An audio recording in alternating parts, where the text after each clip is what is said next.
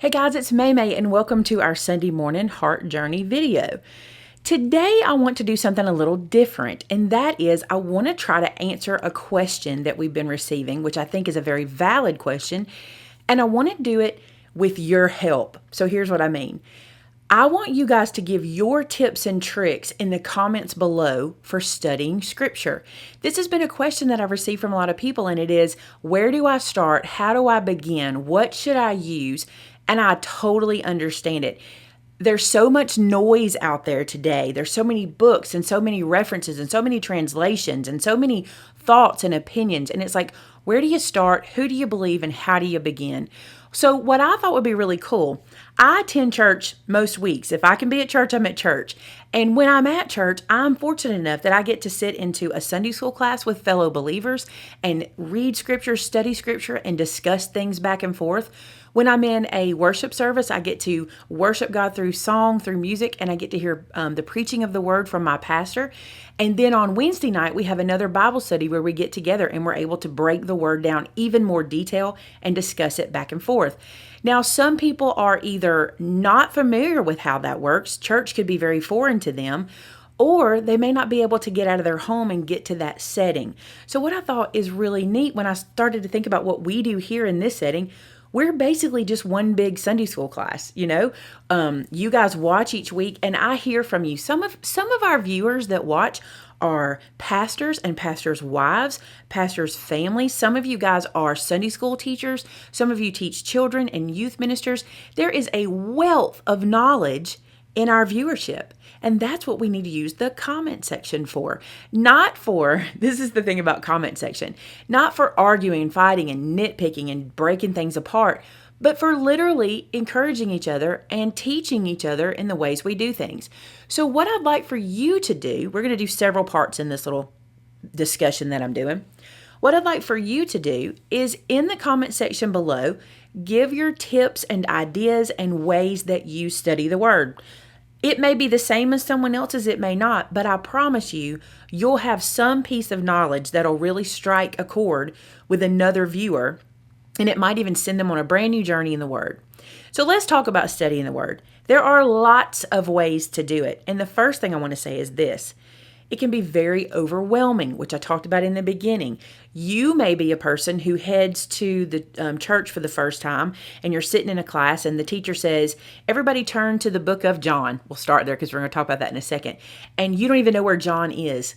Don't stress about that. Listen, the front of the book has an index. The front of the Bible, you can open it and use the index. You'll learn over time where books are. And listen, there's still books that I can't remember one versus the other where they are, especially Old Testament. Whew, that's a tough one for me. So don't be ashamed to use that index. Don't be ashamed to use your phone or your iPad or Google.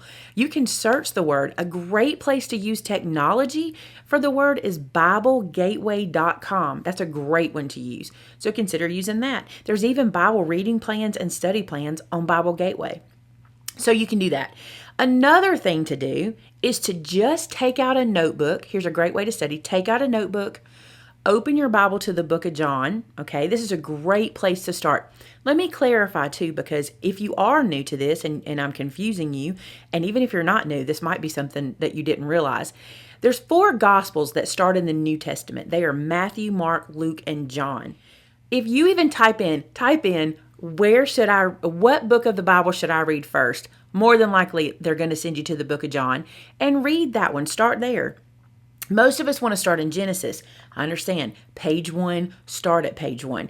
Reading Genesis first is fine, but what's probably going to happen is by the time you get into a few more books, you're going to get kind of disheartened because it's going to be harder to understand, and you're going to feel like you're not learning anything. And a lot of times, instead of digging deeper at that point, we'll pull back and just put the book down, okay? And I call it the book because for me, it's the good book, but it's the Word of God. And so you may end up putting the Word down. And that's not what we want to happen. We want you to feel like you're understanding and you're able to grasp what you're reading. Now, before you ever read the Word, every time you read the Word, you need to pray about it. You need to ask God to show you what He's got for you in the Word. You need to say, God, today when I read the Scripture, magnify for me what you're wanting to say to me through the scripture. Help me to understand it, help it to be clear, and help me to be able to focus on what you're saying. He'll do that. If you listen, God tells us all the time, you have not because you ask not. That is scripture. And I have been leaning on that lately, and I'm wanting to ask him for everything. So ask him before you read the scripture what scripture to read and what it should say to you. And I mean every time. Don't just pray, hey God, tell me where to start and then go. Every time you open the word, every day when you do your devotion, start there. Another thing you can do, if you need to be a little more directed in your path of studying the word, there are devotions. I actually have one here. We have a lot of devotions in the store, but this is one I want to start doing. It's called My Bible Study Journal. This is for women. It doesn't matter which one you pick. You need to pick one you're comfortable with. But what's cool about this one, or not this one, what's cool about using a devotion is that you can pick a topical study. You can pick something that's maybe you want to learn more about God. You can pick one that teaches you about who God is. Or maybe you're struggling with an addiction or a problem. Maybe you need to work on forgiveness. We've been doing a book on forgiveness. Pick a devotion that is topical for what you want to learn or work on in your spiritual life, and that will help to lead you down the path. And if you want to know which one to pick, start with prayer. God will always show it to you. I'll tell you something fun. I was starting a new Sunday school class at my church, and I was trying to discover what material I should use. And so I was praying about it, and I walked into the bookstore, and listen, if you go into a Bible bookstore, there is so much to look at and so many things that distract you. And interestingly enough, the material that I started to use struck my eye because of someone who wrote the foreword of the book, which was so interesting to me. I never even pay attention to who writes the forewords of books, which is a shame of me to say. But I saw this book, and in big letters, it said forward by, and I happened to know who that person was. And I was like, well, that caught my attention. And I picked up the book. And as I started to read, I realized God was getting my attention about this book for me to use it in my study. So pray about it, and something will lead you to it if you're open and you start to listen. So that's just open your book and read, starting in the book of John, and then that is using a devotion. Another thing you can do, if you can't afford a devotion, if you can't afford a Bible and you're watching my video today, use the computer. Use your search engine. Bible Gateway is a great place to start with reading the Word, but you can look up how to study the Word, and there are so many free devotions, free ways of studying the Word. People even study the Word on YouTube with you. Like, you can watch them do that. A couple of methods. It's not really two methods. It's one method, but people use different words to do it. And I tend to lean to the word SOAP. SOAP. I love this method, and you can look it up. It's called the SOAP method. You can find it on Google how to do it. And what it basically is, it's a way you lay out a journal or a notebook or a piece of paper, and each heading is S, O, A, and P.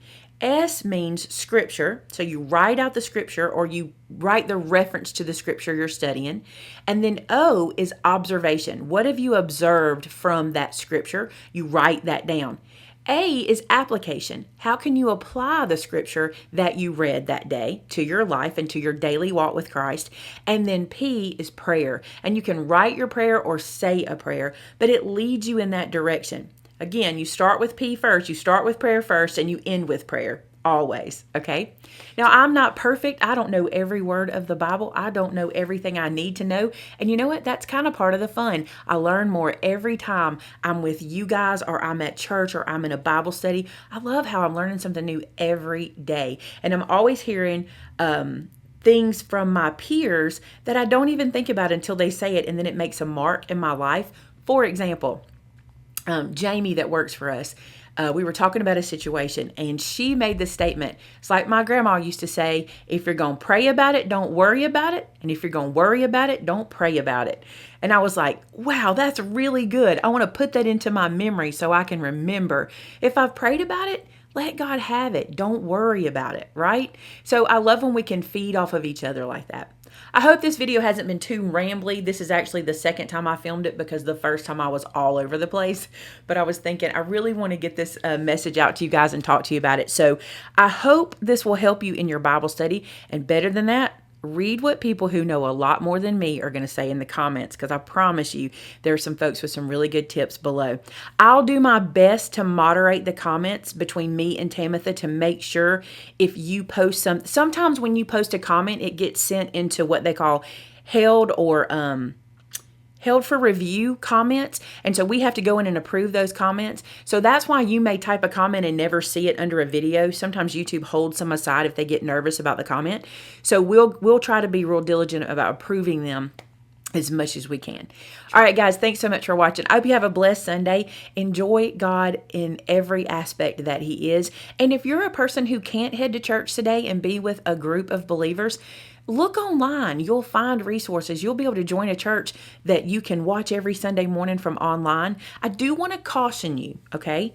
Make sure whatever church you line yourself up with is teaching the Word of God as the Word of God says, and they're not adding to or taking away from it. That's what matters. What God says matter. What man's opinion is doesn't change a thing for us in this world. We want it to, but it doesn't change a thing about God's Word.